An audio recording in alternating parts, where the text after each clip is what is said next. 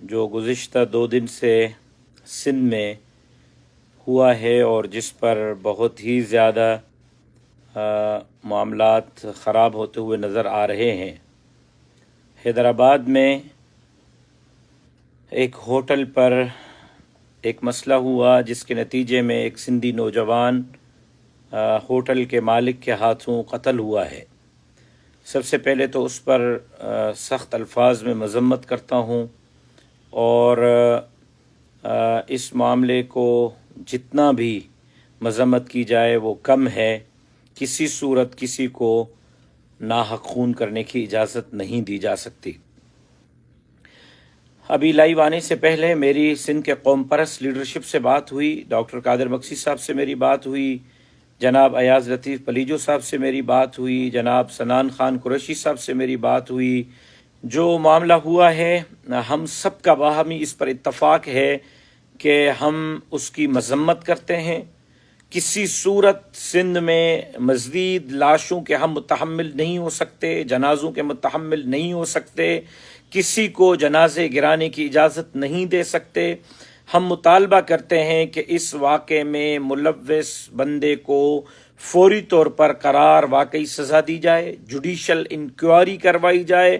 یہ معاملہ کیوں ہوا، لڑائی کیوں ہوئی، اس کے نتیجے میں نوجوان کیوں شہید ہوا، اس حوالے سے تمام حقائق قوم کے سامنے لائے جائیں اور فوری طور پر اس معاملے میں ملوث جو بندہ بھی ہے اس کو سزا ملنی چاہیے اور عبرتناک سزا ملنی چاہیے تاکہ آئندہ کوئی لا اینڈ آرڈر کی سچویشن کو ہاتھ میں نہ لے، اس طرح وہ خون ریزی نہ کرتا رہے۔ اگر کوئی مسئلہ تھا بھی، اگر کوئی شکایت تھی بھی تو قانون موجود تھا، تھانہ موجود تھا، پولیس موجود تھی، پولیس کی طرف جایا جاتا کہ کس نے کس کو اجازت دی ہے کہ ایک نوجوان کو اس طرح قتل کیا جائے۔ کسی صورت کسی کو قتل کی اجازت نہیں دی جا سکتی۔ کسی صورت پہ ہم مذہبی، مسلکی، قبائلی، لسانی بنیادوں پر لڑائیوں کی نہ حوصلہ افزائی کر سکتے ہیں، نہ ہم اس کی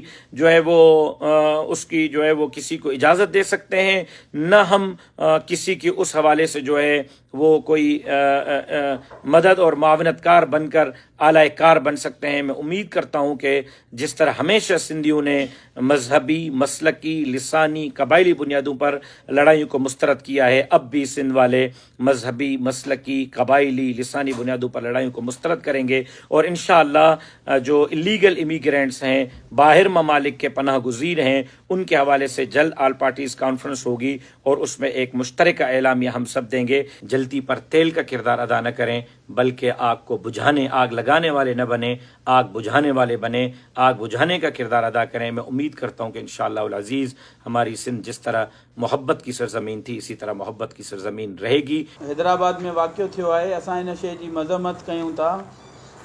قاتل کیر بھی ہوجے، قاتل آئے، ان شے کے وٹھی کرے سجی سندھ میں جیکو مختلف جیکو رد عمل شروع تھی ویو ہے۔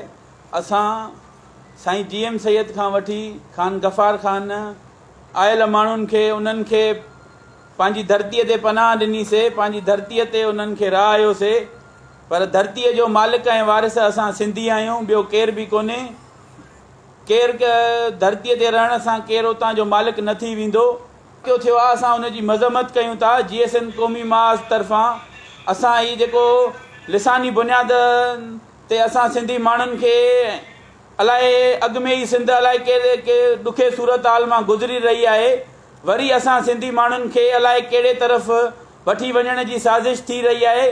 सॼी सिंध में जेको ही लिसानियत वारी जेका आहे हीअ हवा हली रही आहे, असां सिंधी माण्हुनि खे चवंदासीं तव्हां मोहबत अमन भाईचारी में रहो, हरूभरू कंहिंजे इंतिशार में न वञो त उहो बहितर आहे। त सिंध बुनियादी तरह सिंधियुनि जो मादरे वतन आहे। असां हिन वतन जा वारिस आहियूं। इन जे मुक़दर जो फ़ैसिलो असांखे करणो आहे त केरु हिते रहंदो, कीअं रहंदो, कहिड़ी कंडीशन में रहंदो, इहो सिंध जे माण्हुनि खे सिंध जे मुक़दर जो फ़ैसिलो करणो आहे। तव्हां चओ था त असीं सिंध जा महिमान आहियूं, असीं सिंध में पंहिंजे बचनि जी बुख उजाइण लाइ रोज़गार करण आया आहियूं। असांखे तव्हां रोज़गार करण आया आहियो त रोज़गार जे बहाने सां तव्हां असांजे बचनि खे कुअण बंदि कयो। हीअ हैदराबाद में बिलावल काका जो हिकिड़ो वाक़ियो थियो आहे, पर कराची में वारे वारे सां कंहिं न कंहिं ॾींहुं बहाने सां हिकु ॿ नौजवान कुठो वञे थो ऐं उन जा पेरा जेको आहे उन ई अफ़गानी ऐं पश्तून माण्हुनि ॾे वञनि था त इहो चेक रखो पंहिंजे माण्हुनि खे, उन्हनि खे सम्झायो त असीं फितरी इतादियूं आहियूं। इन करे सॼी सिंध जे नौजवाननि खे, ॻोठाणनि खे, शहरियुनि खे अपील करियां थो, पुरअमन रहो, पीसफुल रहो। इहो हिकिड़ो कातिल गिरफ़्तार थी वियो आहे ऐं जेके पुलिस जी ज़िम्मेवारी हैदराबाद पुलिस जी त बक़ाया 5 कातिल गिरफ़्तार करे उन्हनि खे जेल में विझे, जीअं शहीदनि जे रत सां इंसाफ़ थी सघे ऐं इन क़िस्म जी जारियत ऐं इन सूरत हाल खे असां कंट्रोल करे सघूं। हींअर मदीने पाक मां, मके पाक मां मूंखे राशिद मामूद सुमरे साहब फ़ोन कई, JUI जो सूबाई सदर। उन इन ते ॻणती जो इज़हार कयो। उन चयो त ज़रूरु तव्हां मुंहिंजो हवालो ॾियो त असां ख़ुदि इहो चाहियूं था त सिंध में अमन रहे, सिंध में जेका धारी आबादकारी उहो ॿाहिरि वञे।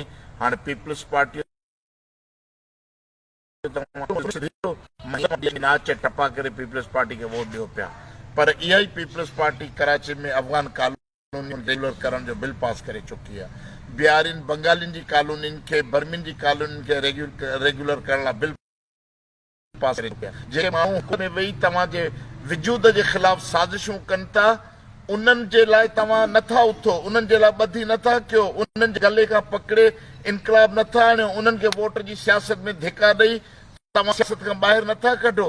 तव्हां सिर्फ़ु जेको हिकु ॾींहं जे रौशे लाइ, हिकु ॾींहं जे तमाशे लाइ या फ़ोटू कढाइण लाइ तव्हां अहिड़ी फिज़ा पैदा करणु चाहियो था जंहिं फिज़ा में सिंध वरी हिकिड़ी नई मुसीबत में पैदा थिए। उहा असां हींअर बर्दाश्त न करे सघंदासीं त सिंध हिकिड़ी नस्ली लसानी छिकताण में वञे। इन करे पीसफुल रहो ऐं अदालती बुनियाद ते जो ज़ोर ॾिनो वञे। मामूद सुमरे जी इन ॻाल्हि सां बिल्कुलु सहमत आहियां, उनखे सपोर्ट कयां थो ऐं सॼे मुल्क मां मुख़्तलिफ़ अफ़गान जेके रहनुमा पश्तून रहनुमा जेके बि आहिनि, उन्हनि जूं बि सुबुह खां वठी कालूं अचनि पियूं त असीं नथा चाहियूं त सिंध में इन क़िस्म जी फिज़ा पैदा थिए। तव्हां ॾिठो आहे त ज़ोब में छा पियो थिए, कोइटा में छा पियो थिए, जेके लोरालाई में जेके सिंधी इलाइक़ा आहिनि, सिबी में जिते सिंधी आबाद रहनि था, पश्तूननि जूं गॾियल आबादियूं आहिनि, त उते उन्हनि सिंधियुनि खे डिस्टर्ब करण ऐं तशदुद करणु शुरू करे छॾियो आहे। सुभाणे क़ौमी सूबाई इलेक्शन में वेंदी त उन्हनि जी जेका ख़िज़मतगार पीपल्स पार्टी आहे उन ई सिंध में तॾावेड़ थी वेंदी ऐं सिंध में हिकिड़ो नओं सियासी कुवत इमर्ज थींदी जेका क़ौमपरस्ती जे बुनियाद ते हूंदी, जेका तबक़ाती बुनियादनि ते हूंदी। त उनखे रोकण जे लाइ जेको आहे हू सिंध खे हिन बाहि में विझणु था चाहिनि ऐं उनखे उनजा उस्ताद जेके उन्हनि जा पघारदार विंजणा हणी हवा ॾियणु चाहिनि था त जीअं इहा शइ वधे। ऐं सॼी सिंध खे अपील कयां थो, एहतजाज रिकॉर्ड थी वियो, ख़ालिद काका जा बिलावल काका जा कातिल उहे जेके से गिरफ़्तार थिया आहिनि ऐं थींदा। SSP हैदराबाद ते ज़ोर था भरियूं त उन्हनि खे फिलफोर पंहिंजो पूरो ज़ोर लॻाए गिरफ़्तार करे या हिननि जी होटल तां बंदि कराई वञे, बिल्कुलु ख़तमु कई वञे। तो हमें सब्सक्राइब करें, कमेंट जरूर करें, की बात के साथ जुड़े रहिए।